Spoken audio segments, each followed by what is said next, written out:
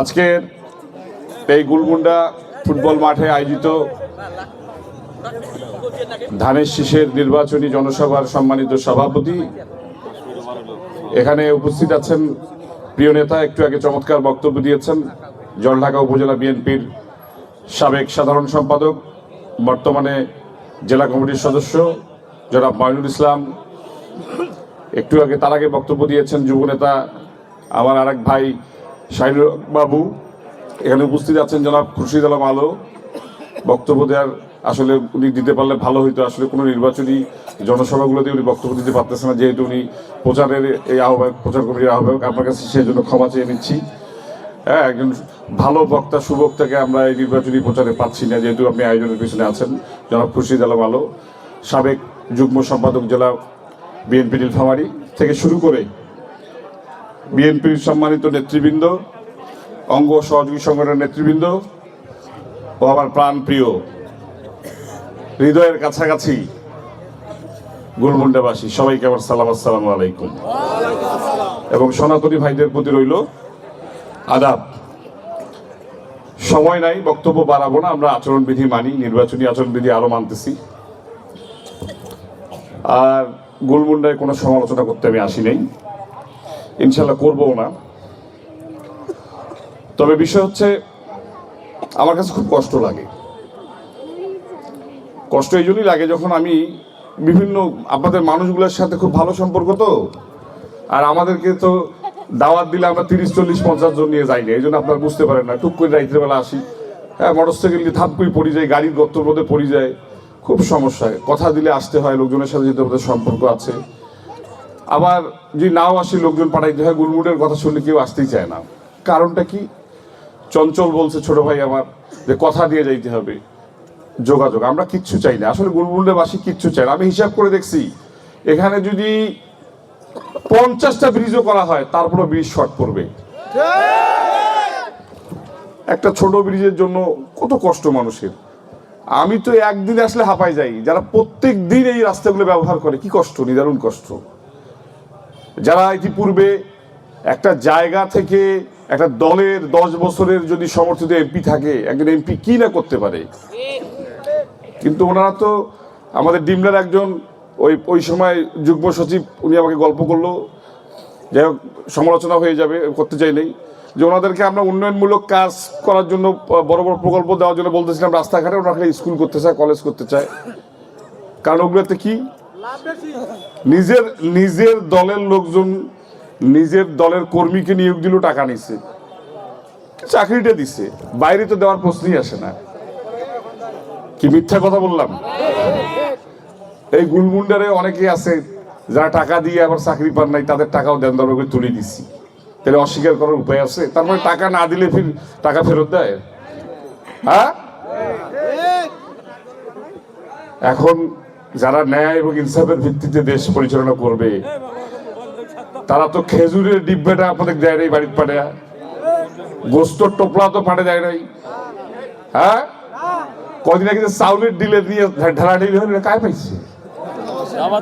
যার বংশে কোনোদিন চাউল ব্যবসায়ী ছিল না, তাইও ডিলারশিপ পাইছে। কি ব্যাপার? হ্যাঁ, তাইলে এনারা ন্যায় ও ইনসাফের ভিত্তিতে দেশ চালাইতেছে না? যার জীবনে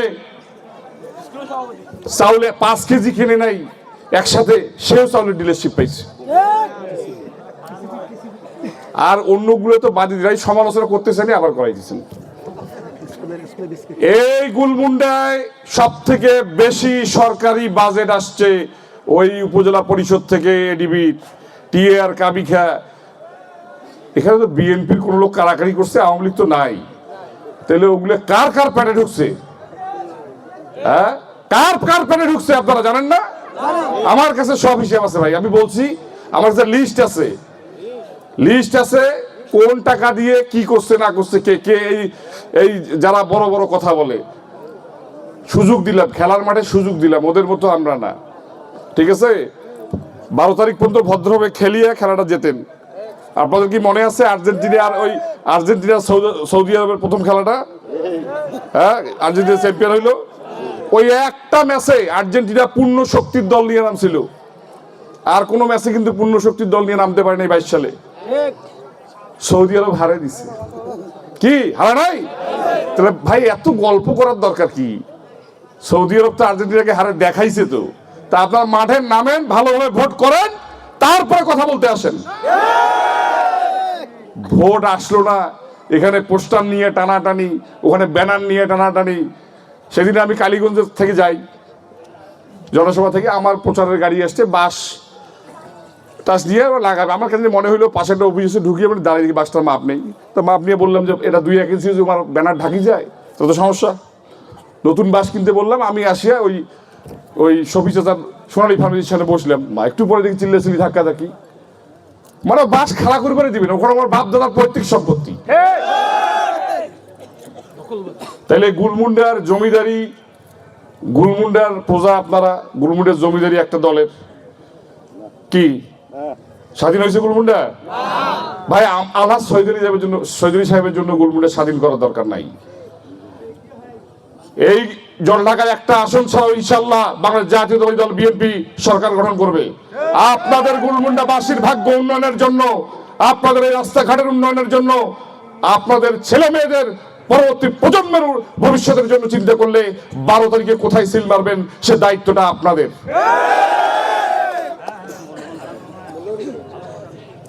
কারণ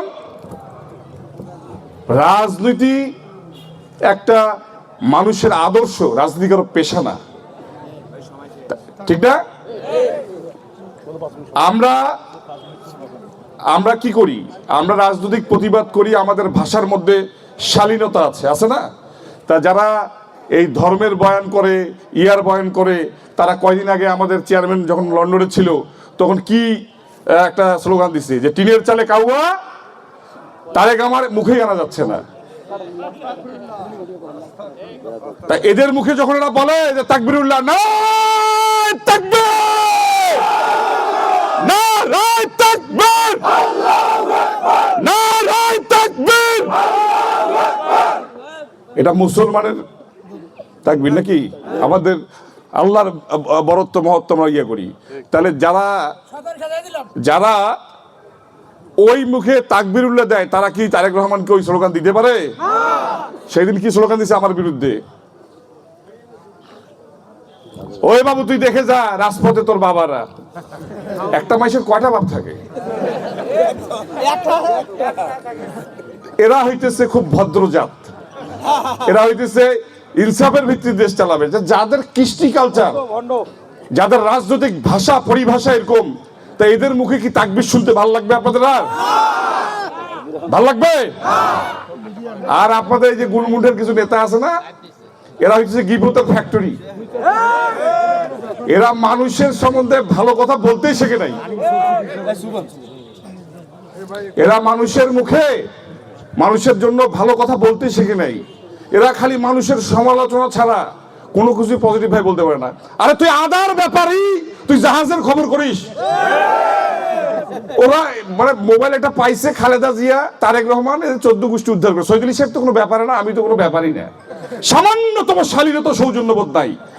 আরে বাবা 2 দিন আগে তোর অবস্থা কি ছিল ভুলে গেছিস? হ্যাঁ, যাই 1 পোয়া মাছ কিনির পায় নাই, তাই এখন কি? আরে আশ্চর্য কথা, ওর জন্য মুরগি হেডি কেউ ঢুকিয়ে পায় না। 1-2 হাত দিয়ে মুরগির ঝোপা দেওয়া যায় না। কথা হচ্ছে যে ফুলের সৌরভ আর মানুষের গৌরব বেশি দিন নাহি রয়। আপনারা নিজেরা আগে সভ্য হন, নিজেরা আগে ঈমান নিয়ে আসেন পরিপূর্ণভাবে, নিজেরা মুনাফিকি বাদ দেন, তারপরে মানুষকে হেদায়েত করেন। ওনাদের কোনো কথা আছে সৈয়দুল সাহেবের সমালোচনা করা ছাড়া? আলহাজ সৈয়দুল সাহেব বলে গেছেন যে উনি রাস্তাঘাটগুলো আপনাদের এখানে ঘুরছেন, উনি এই এলাকার মানুষের কষ্টটা বুঝেছেন। আপনাদের যতগুলো দাবি আছে এই অনুষ্ঠানের পুরো ভিডিওগ্রাফি হচ্ছে। আমি কথা দিয়ে গেলাম, গুলমুন্ডাবাসী আপনারা আলহাজ সৈয়দুলকে ভোট দেন কি না দেন, আমি আমার আব্বার জন্য আপনাদের কাছে ভোট চাইতে আসছি। আমি ওদের মতো হুমকি দেই নাই আপনাদেরকে যে ধানের শীষে ভোট দিতেই হবে, এরকম হুমকি আমি দিচ্ছি না। আপনারা গুলমুন্ডার উন্নয়নের স্বার্থে যদি তাকে ভোট দেন আমি তাও খুশি, না দিলেও খুশি আগামীতে যদি উনি এমপি নির্বাচিত হয় এবং বাংলাদেশ জাতীয়তাবাদী দল যদি সরকার গঠন করে, আমরা আপনাদের সাথে বিমাতা সুলভ আচরণ করব না। আপনাদের এই উন্নয়নগুলা অগ্রাধিকার ভিত্তিতে যাতে উনি করেন, আমি অবশ্যই তাকে সুপারিশ করব। আমি এটা বিশ্বাস করি না যে গুলমুন্ডাবাসীরা আলাস সৈয়দ সাহেবকে ভোট দিবেন না, কারণ সবকিছুতেই পরিবর্তন আসতেছে। আমি 100% বিশ্বাস করি এখানে গুলমুন্ডার জামাত ইসলামের লোক আলাস সৈয়দ সাহেবকে ভোট দিবে, বিএনপির লোক দিবে, আওয়ামী লীগের লোক দিবে, জাতীয় পার্টির লোক দিবে, সর্বস্তরের মানুষ ওনাকে ভোট দিবে এবং গুলমুন্ডাবাসীরা প্রমাণ করে দেখাবে। আমি আর বক্তব্য দীর্ঘায়িত করব না। আমি তারপরেও চেষ্টা করছি একটু কম সমালোচনা করার জন্য। আপনাদের এই সরব উপস্থিতি, আপনাদের এই প্রাণবন্ত মুখ আমাকে যথেষ্ট আজকে তৃপ্তি নিয়ে, পরিতৃপ্তি নিয়ে আমি আজকে গুলমুন্ডা থেকে ফিরবো। আপনাদের এই আয়োজকদের কাছে আমি কৃতজ্ঞতা প্রকাশ করছি এবং সবাই আমার আব্বার জন্য দোয়া করবেন। এবং আগামী 12 তারিখ একটা প্ল্যান তো তারা করছে, সকাল সকাল ভোট সেন্টারে যাবে, নিজেরা ভোট দিবে, সেন্টারের বাইরে গন্ডগোল লাগাবে, সনাতনীদেরকে ভোট সেন্টারে যাইতে দিবে না, আরো কত কি এক্সারসাইজ, আর ওই যে ব্যালট ছাপাই দিছে, সিল বানাই দিছে। এই নাটকগুলো কেন রে ভাই, কি ব্যাপার এগুলো? হ্যাঁ, মানে ওই চোরের 10 দিন গৃহস্থের একদিন, ওই ডাকসু রাকসু ফাকসু ওইভাবে যে দিচ্ছে। এখন তো বাবা তোমরা তো এই ভোট ধরা খাই যাইবেন, বোরখা বানিয়েও লাভ নাই, আর ওই যে ভোট ট্রান্সফার করেও লাভ নাই। ঠিক আছে, জনগণ জবাব দিবে। অতএব সাবধান হয়ে যান। যত ধরনের ষড়যন্ত্র এবং যত ধরনের আপনারা কূটকৌশল আপনারা চিন্তা করে রেখেছেন যে সেন্টারে গন্ডগোল করবেন, জাল ভোট দিবেন, বেইমানি করবেন, সিল বানাবেন, একসাথে দুইটা ব্যালট ঢুকাবেন, এই নাটক আর পাবলিক খায় না। আগামী 12ই ফেব্রুয়ারি আমি আশা করি অত্যন্ত সুষ্ঠু সুন্দর পরিবেশে আমরা ভোট দিব। আমরা আমাদের প্রতিপক্ষকে বলবো আপনারা আসেন, আমরা উভয় মিলে আইন শৃঙ্খলা বাহিনীকে আমরা সহযোগিতা করব এবং একটা চমৎকার নির্বাচন আমরা জলঢাকায় দেখতে পাবো, এই আশাবাদ ব্যক্ত করে আমি আমার মা বোনদের উদ্দেশ্যে একটাই কথা আমার বলার আছে, সেটা হচ্ছে যে আপনারা আর এই ধোঁকাবাজিতে, এই প্রতারকদের কাছ থেকে কোনো কথা আপনারা বিশ্বাস করবেন না। আপনারা আপনাদের বুদ্ধি বিবেক বিবেচনা করে যে মার্কায় ভোট দিলে আমাদের গুলমুন্ডার উন্নয়ন হবে, বাংলাদেশের উন্নয়ন হবে, সেই মার্কায় আপনারা ভোট দিবেন। পরিশেষে সবার সুস্বাস্থ্য কামনা করে আমি আমার বক্তব্য এখানে শেষ করছি। বাংলাদেশ জাতীয়তাবাদী দল জিন্দাবাদ। খালেদা জিয়া, মরহুমা খালেদা জিয়া অমর হোক, শহীদ জিয়া অমর হোক, তারেক রহমান জিন্দাবাদ, গুলমুন্ডাবাসী জিন্দাবাদ। ধন্যবাদ সবাইকে।